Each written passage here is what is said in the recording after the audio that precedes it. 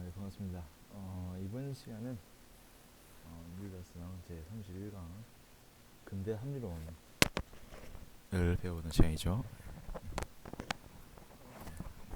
이해를 수 있으니까 자꾸 다른 학생들이 들어오네. 이상하네. 수업 시간인데 자꾸 들어와. 자, 시작해봅시다. 지난 시간까지 우리가 중세에 대해서 배웠는데 중세는 이제 끝나고 이제 근대로 넘어가게 됩니다. 근대에는 철학의 방법이 두 가지가 있습니다. 일단 인간 중심이긴 한데 중세 중심이 신이었다면 이제 근대 중심 인간이죠.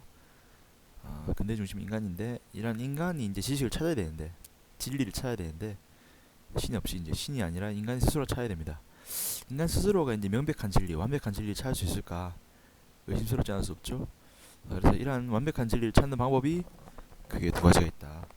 하나는 이 사유에서 이성적인 사유에서 찾는 방법이 있고 또 하나의 방법은 경험을 통해서 얻는 방법입니다. 그래서 흔히 우리는 이것을 합리론과 경험론이라고 부르죠. 합리론이라 하면 합리론은 대륙에서 주로 유행한 방법으로 이성을 통해서 사유를 통해서 진리를 얻는 방법을 사용합니다. 그래서 흔히 연역법이라고 하는데 이렇게 명제에서 명제, 논리에서 논리로 넘어가는 방식을 통해서 완벽한 진리, 완벽한 진리를 찾으려고 합니다. 그래서 이러한 완벽한 진리 혹은 원리를 바탕으로 오히려 개별 사실에 적용시키려고 하죠. 그래서 흔히 이제 논리학 혹은 수학이 대표적인 대륙 합리론의 방법입니다. 논리학이나 수학처럼 전제에서 결론을 이끌어내는 이런 연역적인 방식을 통해서 진리를 찾는 것을 대륙 합리론이라고 합니다. 대표적인 사람은 데카르트, 스피노자, 나일프니치 등이 있죠. 반면에 영국에서는 영국 사람들 알다시피 기후가 이렇게 좋지 않기 때문에 웬만한 건 잘 안 믿습니다. 직접 봐야지 믿는다는 거죠. 그래서 경험적인 방식을 중시합니다. 그래서 특히나 이러한 방식을 귀납법이라고 하는데 관찰한 사실 혹은 경험한 사실을 종합해서 원리를 도출하는 것을 귀납법이라 합니다. 대표적인 실험은 이제 과학적인 실험 방식이 있겠죠. 그래서 이러한 영국 경험론은 베이컨, 홉스로, 휴엄 등이 유명합니다. 이렇듯 근대에는 두 가지 철학, 대륙의 합리론과 영국의 경험론이 있다. 그래서 대륙 합리론은 이성과 사유를, 경험론은 경험과 관찰을 중시한다. 이렇게 놓으면 되겠죠. 자, 이제 이번 시간은 그래서 이 둘 중에서 하나인 대륙 합리론에 대해서 대륙 합리론을 배워보는 시간입니다. 자, 보도록 하죠.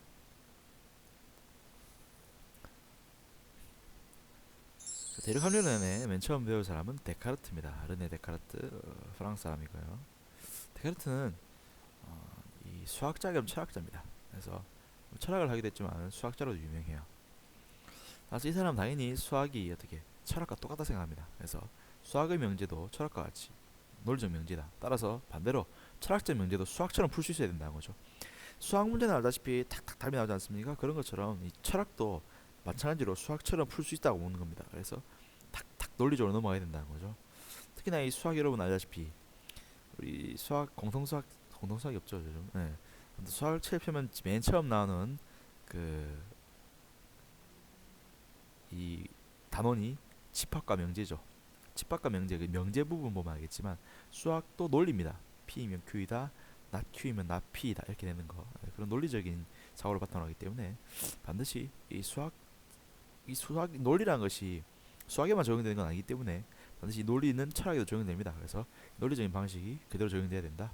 그래서 이 수학에서 이 명제에서 결론이 참여되기 위해서는 전제가 참여해야 되듯이 철학이라는 것도 할 때 결론을 참여를 얻기 위해서는 전제도 참여해야 된다. 그래서 반드시 참인 전제를 바탕으로 완벽하게 진리인 전제를 바탕으로 철학을 시작해야 된다는 거죠. 근데 그러한 참인 명제가 많진 않죠. 그래서 데카르트가 볼 때는 완벽하게 참인 명제를 찾기 위해서는 일단 의심해봐야 된다 생각합니다. 솔직히 우리가 보고 있는 이 수많은 명제들 당연히 이 명제가 맞는 것도 있겠지만 분명히 틀린 게 있을 거라고. 그러니까 그런 명제들, 어설픈 명제들은 모두 제거하고 확실한 명제만 나뉘게 됩니다. 그래야지만 그 명제를 바탕으로 결론을 뽑아낼 수 있거든요. 그래서 확실한 명제를 찾기 위해서는 다른 명제들, 모든 명제를 한번 일단은 혹시 거짓인 게 아닐까 의심해봐야 됩니다. 그래서 우리가 보고 있는 모든 명제, 우리가 알고 있는 모든 명제 자체를 한번 의심해봄으로써 거짓인 명제는 제거하고 참인 명제만 남기겠다는 거죠. 그것이 데카르트의 출발점입니다. 자, 그래서 시작하게 된 것이 방법적 회의란 거죠. 그래서 철학의 제1명제, 제1전제를 찾기 위해서 방법적으로, 이걸 방법으로 의심하는 것입니다. 그래서 모든 것을 다 의심하는 겁니다. 모든 명제를. 당연히 의심하다 보면 끝도 없습니다. 모든 것이 의심스럽습니다. 일단 자신이 풀던 수학적 명제라는 것도 원래 우리는 당연히 완벽하다 믿지만은 실제 해보니까 이것이 틀린 것 내용도 있는 것 같아요. 가끔 보면 우리 수학 문제 난 분명히 100% 맞게 풀었다고 생각하지만 하면서 틀리잖아요. 이건 뭘까? 수학이라는 것도 우리가 잘못 인식하게 되면 틀린다는 거죠. 그래서 혹시나 수학적인 명제도 틀린 게 아닐까 의심해 봅니다. 맞죠? 솔직히 그리고 내가 지금 겪고 있는 이 상황들도 실제 꿈일 수도 있다는 거죠. 우리는 흔히 꿈에서 깨어났을 때 현실을 구분하지 못해서 혼란스러운 경우가 있단 말이죠. 그래서 이건 꿈일지도 몰라. 그래서 모든 현상, 모든 명제를 다 심해 봅니다. 다 심해 보는 결과 믿을 게 없죠, 솔직히 믿을 게 없습니다. 끝없이 의심할 수밖에 없는 거죠. 한데 딱 하나 의심하면 할수록 더욱더 확실해지는 지식이 딱 하나 있긴 합니다. 그게 뭐냐? 나는 생각한다, 고로 존재한다. 이 표현이죠. 그래서 우리가 이 의심이라는 것을 하게 되면은 그 대상이 없는 그 끝이 없죠. 대상에 대해서는 끝이 없이 의심할 수 있는데 의심하면 할수록 뭔 사실, 내가 지금 의심하고 있다는 사실 하나만큼은 확실해진다는 겁니다. 하면 할수록 더욱더 확실해지는 겁니다. 그래서 적어도 내가 의심한다는 건 확실한 사실이죠. 또 하나 그런 의심을 하고 있는 나라는 존재가 존재한다는 사실만큼은 확실한 지식이죠. 그래서 의심은 내가 하니까 지금 확실히 나는 뭘 하십니까? 의심하고 있죠. 즉 생각하고 있습니다. 따라 그 생각하는 것은 누굽니까? 바로 나라는 거죠. 그래서 나는 반드시 있다는 거죠. 그래서 이 말 속에는 무슨 뜻이냐? 결국 내가 생각한다 고로 존재한다 이 말은 결국 인식의 주체는 나라는 자아라는 겁니다. 그렇죠? 그래서 모든 사물 어떤 진리, 진실의 어떤 인식의 주체는 나다. 저도 모든 거 의심스럽지만 나라는 자아만큼은 자아라는 정신만큼은 반드시 있다라는 거죠. 그것이 그래서 철학의 제1명제가 되는 겁니다. 이제 이러한 제1명제 바탕으로 철학을 하면 되겠죠. 근데 이러한 데카르트의 인식론에는 문제가 있습니다. 바로 우리가 봤던 그 정신과 나머지를 분리시켰다는 거죠. 실제 우리 생각하는 나라는 자 혹은 정신이 있는데 그 외 나머지 모두 다 객관이라는 겁니다. 분리되어 있다는 겁니다. 그러니까 주관과 객관의 분리라고 표현하는데 나는 분명히 있지만 그게 끝이죠. 아직까지도 내가 인식하는 진리에 대한 내용은 없습니다. 실제 저 진리의 내용은 아직까지도 내 외부에 있는 거기 때문에 나의 외부에 진리는 아직까지도 나의 외부에 있는 겁니다. 그러니까 아직까지도 모호한 거죠. 네. 분명히 정신은 차안했습니다. 나란 정신이 있다는 사실. 하지만 정신이 다는 아니죠. 진리라는 것은 여전히 정신 밖에 있을 뿐이고 모든 대상들은 아직까지 밖에 있을 뿐입니다. 즉 나와 대상, 나라는 정신과 대상이 여전히 분리되어 있다는 거죠. 특히나 심지어 데카르트는 나의 육체, 우리 육체조차도 정신과 분리되어 있는 것을 봅니다. 그렇죠? 우리 육체조차도 외부적인 존재죠. 자, 이런 문제가 있다는 거죠. 그래서 이 데카르트를 비판하면서 나온 것이 스피노자인데 스피노자는 이러한 것을 출발점으로 삼습니다. 즉 우리의 정신 혹은 물체를 분리시킨 것, 혹은 대상과 나라는 인식 주체와 대상이라는 인식의 대상이 객체가 분리되어 있는 것이 아니라 하나가 되어야 된다는 거죠. 그래서 이러한 이원론적 해결을 위해서 출발하게 된다. 자연스럽게 스피노자 넘어갈 수 있겠죠. 스피노자 시작은 이렇게 됩니다. 그래서 바로 실체는 두 개가 아니라 하나라는 겁니다. 데카르트 언제까지나 두 개일 수밖에 없죠. 나라는 자아와 외부의 대상. 그래서 항상 나라는 자아는 분명히 있지만 이 외부적 대상을 인식하기 위해서 생각을 또 해야 되는 거죠. 여기서부터는 또 시작해야 되는 겁니다. 그렇죠? 분리되어 있는 겁니다. 그러니까 차라리 분리시키지 않고 하나라면은 맞죠? 이게 인식이 틀릴 이유가 없겠죠. 있습니까? 주관이 있고 객관이 있게 되면은 주관은 맞는데 객관은 아직까지 잘 모르는 겁니다. 내가 알고 아는 구간 객관이라는 것은 어디까지나 내가 내 나름대로 파악한 거지 그게 진리는 아니죠. 반면에 만약 내가 내 자신을 파악한다면 어떻게 하겠습니까? 당연히 객관적인 진리를 얻을 수 있겠죠. 내가 내 자신을 파악하도록 하기 위해서는 두 개가 아니라 하나여야 된다는 겁니다. 그래서 스피노자가 볼 때 우리가 보고 있는 이 세계에서 실체는 딱 하나밖에 없습니다. 그렇죠? 일단 실체는 두 개가 아니라 오직 하나, 즉 주관 객관 분리된 것이 아니라 하나라는 겁니다. 따라서 그러한 실체는 당연히 우리가 보고 있는 이 세계가 실체가 하나밖에 없답니다.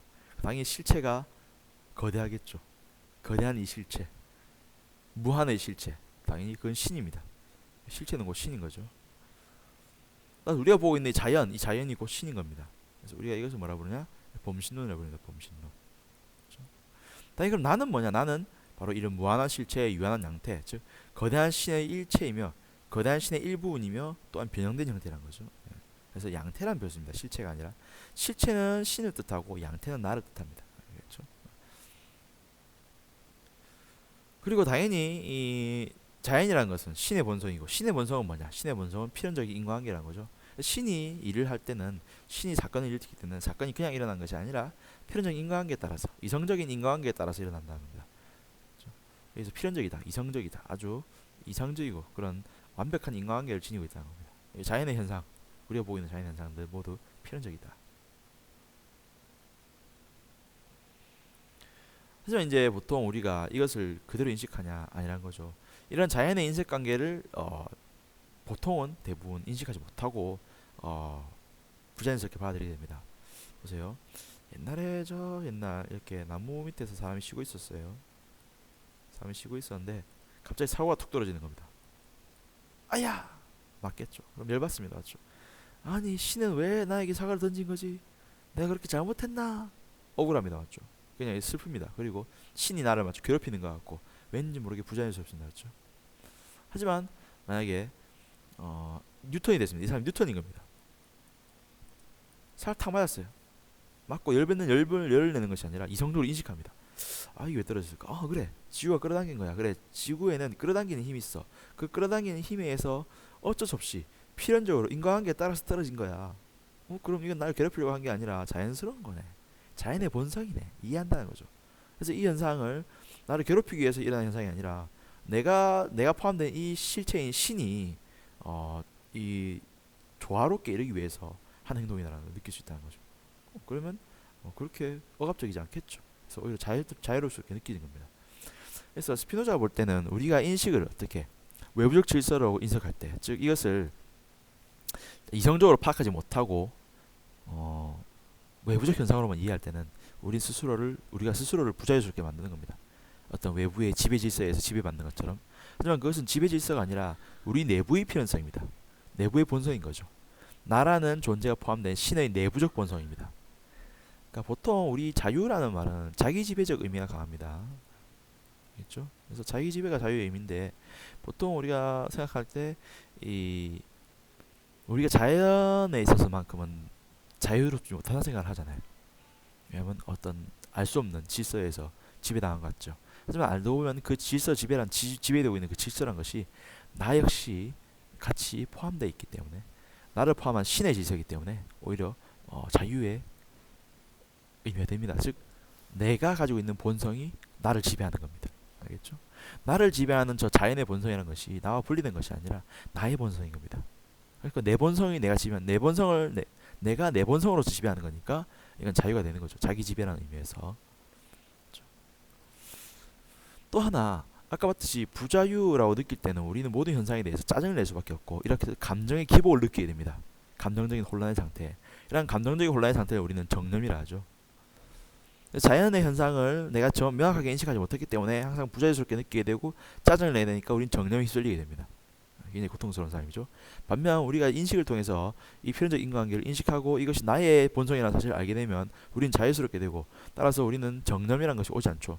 그런갑다 하고 굉장히 안정적으로 받아들일 수 있다는 겁니다.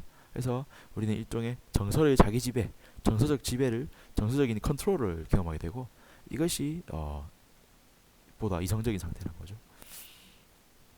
정리해보자면은 이성이라는 것에 의해서 우리가 인식을 제대로 할 때는 이성에 대해서 인식을 제대로 할 때는 우리는 그 모든 것들이 자유롭게 느껴지지만은 반면에 이성에 의해서 인식하지 못한 경우 그래서 뭐야 이러면서 짜증만 내는 경우는 우리는 부자유스럽게 느껴진다는 거죠.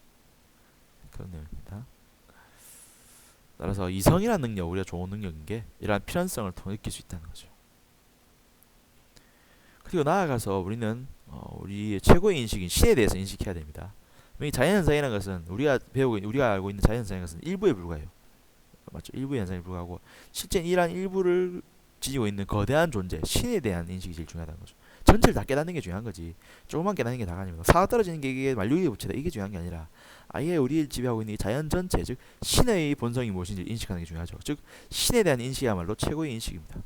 당연히 우리의 최고의 상태는 이러한 신적인 인식에 도달한 상태, 즉 이 세계가 신에 의해서 지배되어 있구나, 그래 당연히 신의 뜻이겠지라고 하는 관조, 즉 직관의 상태에 빠져야 됩니다. 그것이 바로 진리에 대한 관조고, 이것을 스피노자는 뭐라 불렀냐, 영혼의 상 아래에서 바라본다라고 했다는 거죠.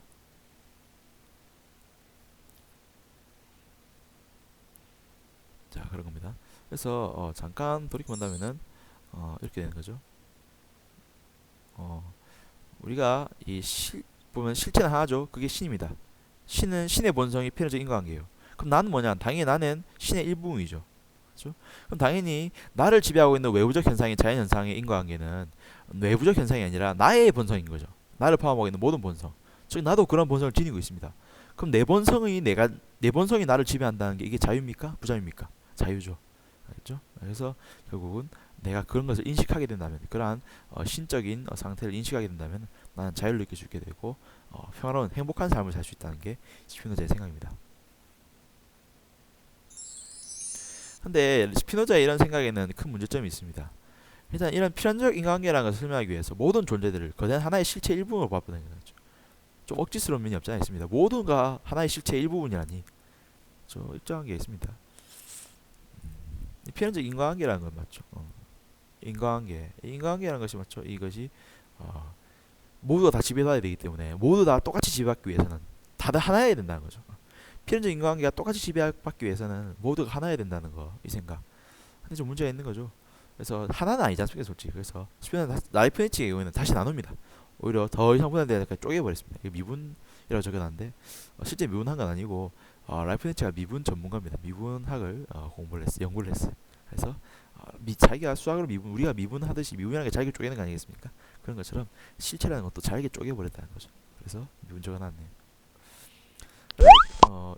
그래서 라이프니츠가 볼 때 이 우주는 수많은 단자들로 채워진다. 단자 모나드로 채워져 있고, 이런 모나드는 더 이상 분할되지 않는 정신적 실체라고 합니다. 모나드의 특징이 뭐냐면 창이 없다고 합니다. 즉 외부와 철저히 단절되어 있기 때문에 자발적이고 독립적입니다. 자기 질서에 따라서 자기의 이 모나드가 움직이는 질서는 자기 질서입니다. 자기 지배입니다. 맞죠? 자기가 지배하는데, 근데 중요한 게 이 자기 혼자 진행해서는 되는 게 아닌 게, 우리 세계는 실제 잘 보면 알겠죠. 모두 다 인과관계입니다. 우리가 보기엔 인과관계죠. 선생님이 여기 있는 이 물컵이 어디 갔지? 여기 있는 물컵을 맞죠? 여기 있는 물컵을 선생님이 쳐서 떨어뜨리는 겁니다. 쳐서 떨어뜨린다. 당연히 누가 보기도 인과관계죠. 쳤기 때문에 떨어뜨리는 걸 생각하지만, 그렇기 때문에 당연히 이 물질 간에 당연히 상호작용을 한다거나 이렇게 힘을 주고받아야지만이 인과관계가 적용되는 겁니다. 근데 인과관계가 적용하지 않다니 그럼 어떻게 되는 거죠? 생각하기를, 그래서 라이프니츠는 예정 조화설을 내놓게 됩니다. 물체들은 각각의 질서에 따라서 운동합니다. 지가 알아서. 하지만 이상하게 보면 전체가 조화를 이룬다는 거죠. 마치 인과관계인 것처럼. 그것은 왜냐하면 신에 의해서 예정되어 있기 때문이죠. 정확한 타이밍에 이렇게 되도록 신이 예정해 놓았다는 겁니다. 우리가 볼 때는 인과관계가 되는 거죠. 그래서 일종의 교향악입니다.